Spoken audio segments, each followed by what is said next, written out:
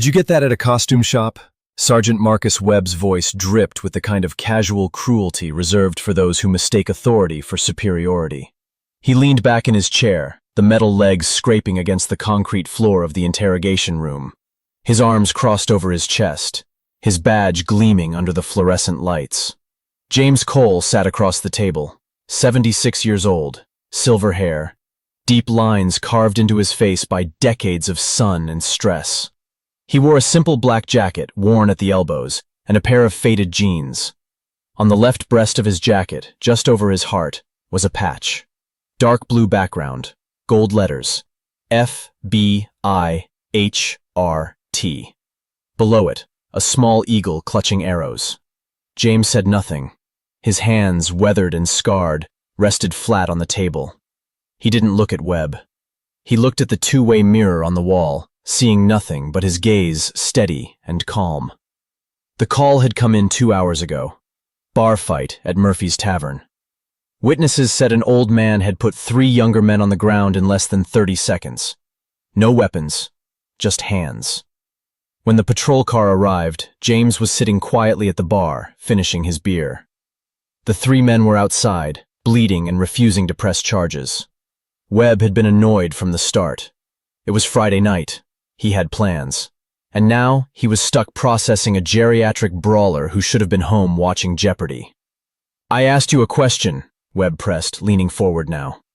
"That patch, FBI, hostage rescue team.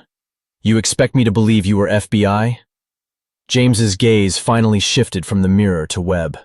His eyes were gray, calm, but there was something behind them. Something that made Webb's instincts flicker with unease for just a second before his ego smothered it. "I was," James said quietly. Webb laughed, sharp, humorless. "Right, and I'm the director. Look, old man, stolen valor is a crime. Wearing fake credentials is a crime. You want to add that to the assault charge?" "It was self-defense," James said. "Sure it was. 3 guys just attacked you out of nowhere. Classic."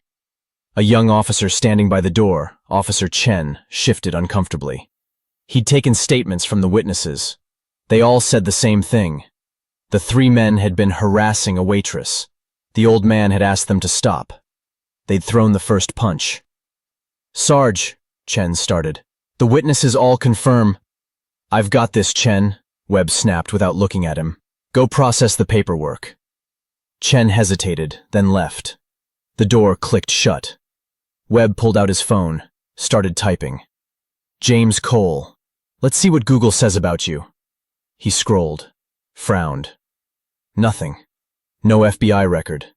No HRT. No nothing. He showed the screen to James. "Funny how that works." James didn't look at the phone. "A lot of files are sealed." "Convenient."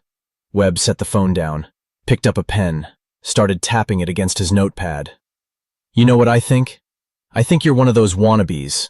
Buys the gear online, walks around pretending you were somebody, gets into fights to feel tough again." He pointed the pen at the patch. "That eagle, that HRT logo.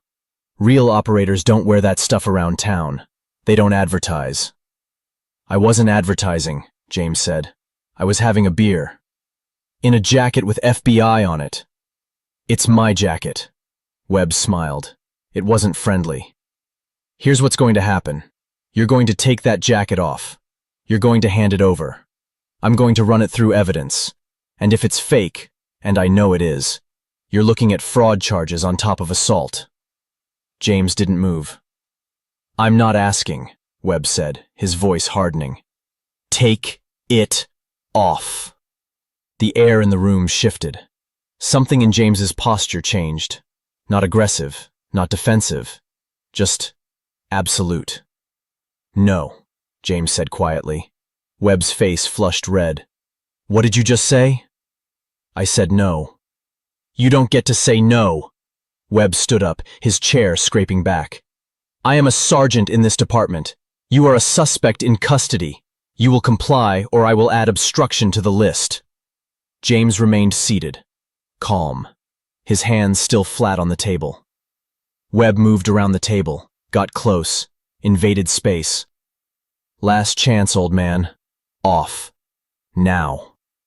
James looked up at him, and for the first time, he spoke more than a few words. His voice was low, even, but it carried weight. That patch was given to me in 1987. Quantico. My first day with HRT. I wore it for 18 years. I'm not taking it off for you. Webb sneered. 18 years. Right. And what's your call sign? You guys all have those, don't you? Cool nicknames? James was silent. Come on, Webb pushed. If you were really HRT, you'd have a name. Something tough. Something scary. He leaned down, his face inches from James's. What is it? James held his gaze, and then, quietly, he said one word.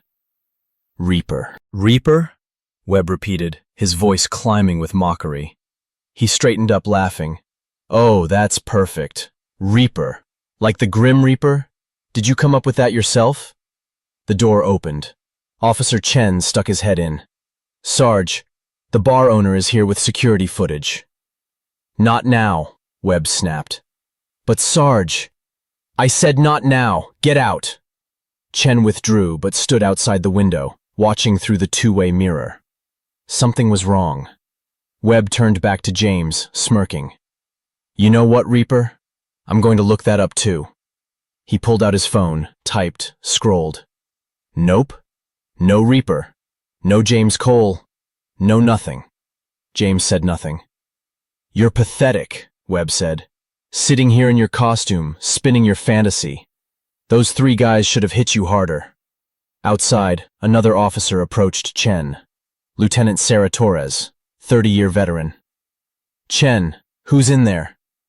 Some old guy. Bar fight. James Cole. Torres froze. Say that again. James Cole. Why? Torres didn't answer. She pushed past Chen, looked through the two-way mirror, saw the patch on his jacket. Her face went white. Get Captain Reeves, she said urgently. Right now. Lieutenant, what's... Now, Chen! Chen ran. Inside, Webb was enjoying himself. You bought that jacket online. eBay, maybe. Thought it would make you look tough. James's hands hadn't moved, but his breathing had changed. Deeper, slower. Webb leaned down, got right in James's face. You want to know what real FBI looks like? It looks like discipline, training, not some old drunk pretending. The door burst open. Captain Reeves filled the doorway. 55, built like a linebacker. His face was stone. Webb, out, now. Webb straightened, confused. Captain, I'm in the middle of... I said out! Webb moved toward the door. As he passed, Reeves grabbed his arm. What did you say to him? Who? That man. He's just some old guy with a fake FBI. Did you mock him? Webb's confidence crumbled. I was just doing my job, sir. Get Lieutenant Torres. Call FBI field office in Seattle. Ask for Deputy Director Carver. Tell her James Cole is here. Sir, I don't understand. You don't need to understand. Move. Webb left, his arrogance replaced by uncertainty. Reeves walked to the table, stood at attention. Mr. Cole. Sir, I apologize for this. For all of it. James looked up. You know me? Every law enforcement officer who's worth a damn knows of you, sir. It's been a long time. Not long enough that people forget. Reeves turned to the mirror. Torres, get in here. Torres entered. Sir, I served as liaison with FBI Seattle. I sat through your lecture on crisis negotiation in 1998. You saved my career. James tilted his head. Torres, I remember. I never thought I'd see you again, sir. Webb appeared in the doorway, phone in hand. Captain, I got voicemail. I left a... The phone rang. He looked at the screen, his face drained. It's a DC number. FBI headquarters. Answer it, Reeves ordered. Webb put it on speaker. A woman's voice, crisp. This is Deputy Director Carver's office. To whom am I speaking? Sergeant Marcus Webb, ma'am. Seattle PD. Sergeant, you left a message regarding James Cole. Is he in custody? He's here for questioning, ma'am. Questioning for what? Bar fight, ma'am. Assault. Pause. Then, let me be very clear, Sergeant. James Cole is a legend. If he put someone down, they deserved it. Deputy Director Carver is currently in a meeting. She will call you back in 3 minutes. Do not move. Do not speak to Mr. Cole. Do not touch him. Am I understood? Yes, ma'am. The line went dead. Webb stood frozen, phone in his trembling hand. And James Cole, the Reaper, sat quietly, waiting. The 3 minutes felt like an hour. Webb stood by the wall, phone still in his hand. Reeves and Torres remained standing near James, not speaking, just present. A silent honor guard. When the phone rang, everyone jumped. Webb fumbled, nearly dropped it, then answered. Sergeant Webb, this is Deputy Director Melissa Carver. The voice was sharp, authoritative. Put me on speaker. Webb did, his hands shaking. Mr. Cole, can you hear me? Carver's voice softened immediately. I can, James said. Sir, it's been too long. How are you? I've been better, Melissa. A pause. Sergeant Webb, are you still there? Yes, ma'am. Good. I want you to listen very carefully to what I'm about to tell you. James Cole served in the FBI for 23 years, 18 of those with the hostage rescue team. He was part of the original HRT cadre in 1983. Webb's face had gone from red to pale gray. His call sign, REAPER, was given to him in 1987 after the Atlanta prison siege. 4 guards held hostage, armed inmates, 14-hour standoff. Mr. Cole went in alone, negotiated for 6 hours. When negotiations failed, he neutralized 3 hostiles in under 10 seconds. 0 casualties among the hostages. Torres was watching James. His face showed nothing. In 1994, Ruby Ridge Aftermath Review. In 1995, he was lead negotiator in the Montana-Freeman standoff. 81 days. He brought them out without a single shot fired. In 2001, post 9/11, he trained every FBI field office in crisis response. Carver's voice grew harder. Over his career, Mr. Cole participated in 89 hostage rescue operations. 89. Not one hostage died under his watch. Not one. He has more commendations than I have time to list. Webb looked like he was going to be sick. He retired in 2006. The director personally asked him to stay. He declined. Said his knees were shot and young agents needed the spot. Carver paused. Sergeant, what exactly did you say to him? Webb couldn't speak. Reeves answered. Ma'am, this is Captain Reeves. I'm handling it. See that you do, Captain. Mr. Cole, sir, I'm flying to Seattle tonight. I'd like to take you to dinner if you'll allow it. That's not necessary, Melissa. It absolutely is. I'll call you in an hour. The line went dead. The room was silent. Webb was staring at the floor. His entire world had just collapsed. Reeves turned to him. Give me your badge. Captain. Now. Webb unclipped his badge with shaking hands, handed it over. You're suspended, pending investigation. Get out of my station. Webb looked at James. Sir, I didn't know. James finally stood, slowly, his joints protesting. He looked at Webb, not with anger, with something worse. Disappointment. You didn't ask, James said quietly. You saw an old man and decided who he was. You saw a patch and assumed it was fake. You wanted to be right more than you wanted to be fair. He picked up his jacket from the chair, put it on carefully. The 3 men at the bar. They were harassing a 22-year-old waitress. Grabbed her. Wouldn't let go. I asked them to stop. They came at me. He buttoned the jacket. I put them down. I didn't hurt them more than necessary. That's what training is for. Control. Webb said nothing. You wanted to know about this patch, James continued, his hand resting on the FBI HRT logo. I earned it. Every day for 18 years. I wore it in buildings where people were dying. I wore it in negotiations where one wrong word meant blood. I wore it when I was so scared I could barely breathe, but I went in anyway because that was the job. He looked Webb in the eye. You wear a badge. It's supposed to mean something. Protection, service, justice. Today you used it as a weapon. To humiliate, to dominate. That's not what it's for. James walked to the door, stopped, turned back. In 1994, Spokane. Bank robbery went wrong. 3 hostages. One of them was a cop. Young guy, 26. Hostage takers had him on his knees, gun to his head. I spent 11 hours talking them down. Got everyone out alive. James's voice was quiet.